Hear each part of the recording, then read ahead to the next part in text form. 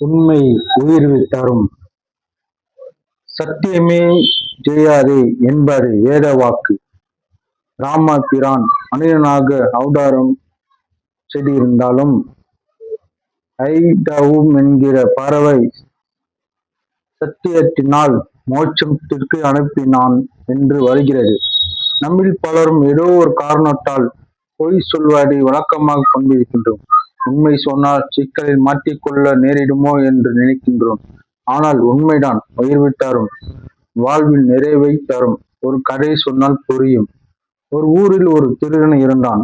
அவன் திருட போவதற்கு முன்னால் ஒரு கோயிலுக்கு நுழைந்து நல்ல வரும்படி கிடைக்க வேண்டும் என்று வேண்டிக் கொண்டு புறப்படுவான்.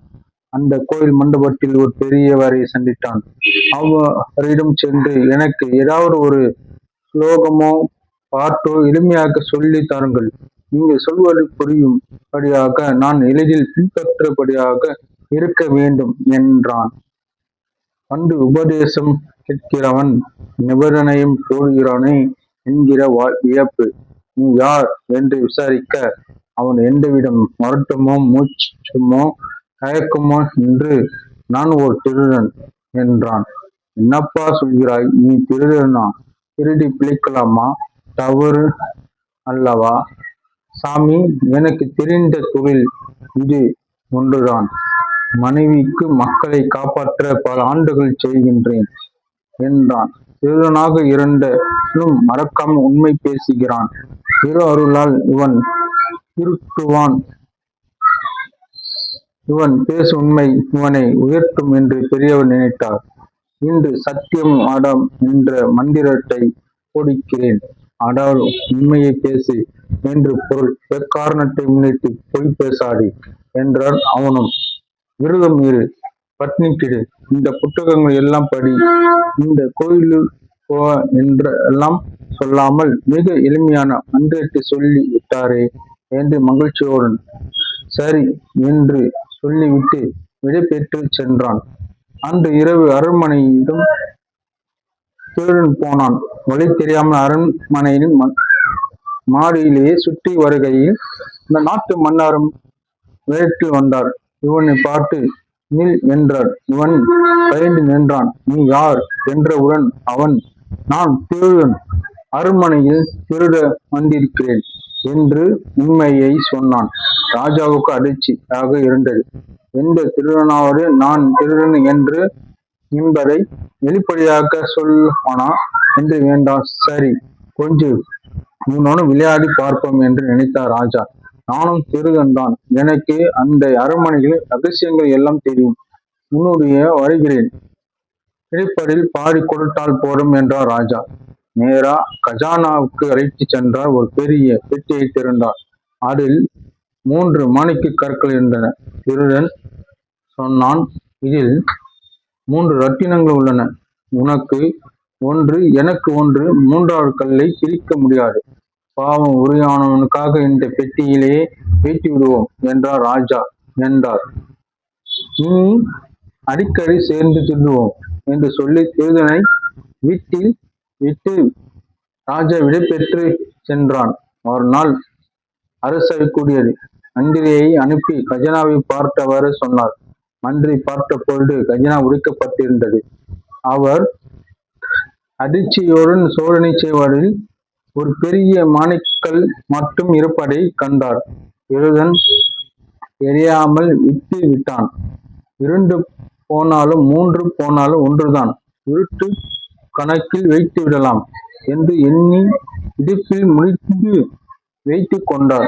அரசவை வந்தார். பதட்டத்தோடு சொன்னார், மன்னா, கஜனா பெட்டியில் உடைக்கப்பட்ட 3 மணிக்கற்கள் திருடப்பட்டிருக்கின்றன என்று ராஜா கேட்டார். நன்றாக பார்த்தீர்களா? ஒரு கல்லை விட்டு செல்லவில்லையா? இல்லை மன்னா. திருடர்கள் முட்டாள்களா? ஒரு கல்லை மட்டும் விட்டு செல்வதற்கு என்றார் நீதி அமைச்சர். சரி, திருடனை கண்டுபிடிங்கள் என்றார். 1 வாரம் ஆயிற்று. யாரும் அகப்படவில்லை. ஒரு நாள் மன்னரை ஒரு காவலரை அனுப்பி திருடனை பிடித்து வர சொன்னார். நீ நானே அரண்மனை கஜனாவை உடைத்து 3 ரத்தினங்களை திருடினாய். உண்மை பேசு. விரதம் இருந்த திருடன் 2 கல் தான் திருடினோம், 1 பெட்டியில் வைத்து விட்டோம் என்றார். மன்னர் மந்திரியின் முகத்தை பார்க்க அவன் முகம் இருண்டது. சரி, எங்கே கற்கள்? ராஜா, நானும் இன்னொருவரும் சேர்ந்து திருடினோம். அவன் ஒரு கல், நான் ஒரு கல் என பிரித்துக் கொண்டும் ஒரு கல்லை பெட்டியில் வைத்து, இதோ நான் எடுத்த மாணிக்கம் என எடுத்து காட்ட அமைச்சர் பதட்டமாக, பொய் சொல்கிறாய். 3ஐயும் இவனே திருடிவிட்டு ஒரு கல்லை திருடியாக பொய் சொல்கிறான் என்று பதறினான். இப்பொழுது ராஜா பேச தொடங்கினார். உன்னுடைய வந்தவன் திருடவில்லையா? நான் தான் மறுவேடத்தில் வந்து உன்னுடைய கஜனாவில் நுழைந்தேன். இதோ நீ பங்காக கொடுத்த மாணிக்கக்கல் என ராஜா எடுத்து காட்ட, பின்பு ராஜா அமைச்சரை நோக்கி, நீதி அமைச்சரே, 3வது கல்லையும் நீங்கள் என்றார். உடனே நீதி அமைச்சர், மன்னா, என்ன அபராதம் இது? ஒரு நிமிடத்தில் இந்த திருடனின் பேச்சை நம்பி எனக்கு திருட பட்டம் காட்டிவிட்டீர்களே. அந்த கல்லை இந்த திருடன் தான் எடுத்திருப்பான் என்ற பொய்யை திரும்பி கூறிக்கொண்டு இருந்தான். இதனால் கோபமடைந்த ராஜா, நிதி அமைச்சரே, அந்த ரத்தினக் கல்லை தரவில்லை என்றால் உம்மாறு உடைகள் சோதனை செய்ய உத்தரவிடுவேன். உம்மாறு வீடு முழுவதையும் சோதனை விட நேரிடும். அதன் பிறகு தண்டனை கடுமையாக இருக்கும் என எச்சரித்தார். தலை குனிந்த அமைச்சர், மன்னவா, என்னை மன்னித்து விடுங்கள் என நேரத்தில் சபலம் என் கண்களை மறைத்துவிட்டது. நான் தான் திருடினேன். இதோ அந்த கல் என்று மாணிக்க கல்லை எடுத்து வைத்தார் ராஜா. நாணயம் தவறி நம்பிக்கை துரோகம் செய்த நீர் இனி மந்திரி அல்ல. இன்று முதல் நம்முடைய நாட்டின் நீதி அமைச்சராக இந்த திருடனை நியமிக்கிறேன். உங்களை அனைவரிடம் உண்மையும் ராஜா விசுவாசத்துடன் இருந்ததையும் இந்த பதவியை வழங்குகின்றேன். எந்த சந்தர்ப்பத்திலும் பொய் சொல்லாத உண்மையை மட்டுமே சொல்லும் இவன் அந்த பதவிக்கு தகுதியானவன் என்று அறிவிக்கிறான். புதிய நீதி அமைச்சரே மறுநாள் தனக்கு உபதேசம் செய்த பெரியவரை சந்தித்து உண்மை சொன்னால்தான் ஏற்பட்ட நன்மையை மகிழ்ச்சியுடன் சொன்னார். சத்தியமே வாதம், உண்மையை பேசு என்பதுதான் வேதத்தின் கட்டளை. எனைத்தாலும் நல்லவையை கேட்க என்று வள்ளுவர் சொன்னது இதை தான். ஒரு உபதேசமானாலும் அதை உறுதியோடு கடைபிடித்தால் இந்த நிலைக்கு உயர்ந்தாய் என்றால் நாம் எத்தனையோ நல்ல விஷயங்களை கற்கலாம். ஆனால் அவைகள் வாழ்க்கையை பயன்படுத்திவிட்டால் உயர்வு கிடைக்காது. கதையில வர்ற மாதிரி நம்ம எப்பவுமே உண்மைதான் பேசணும். சிறுவர்களா இருந்தாலும் சரி, பெரியவர்களா இருந்தாலும் சரி, நம்ம எப்பவுமே உண்மை பேசினா நம்மளுக்கு நல்லதுதான் நடக்கும். நன்மை நம்மளுக்கு சேரும். இந்த கதைகளோட அர்த்தம் உங்களுக்கு புரிஞ்சிருந்துச்சுன்னா நீங்க லைக் பண்ணுங்க, கமெண்ட் பண்ணுங்க, சப்ஸ்கிரைப் பண்ணுங்க. என்னோட வீடியோவை நீங்க தொடர்ந்து பாருங்க. இது மாதிரி என்னால முடிஞ்ச அளவுக்கு என்னோட கதைகளை நான் சொல்றேன். நான் புக்ஸ் பற்றி தான் கதைகளை சொல்றேன்.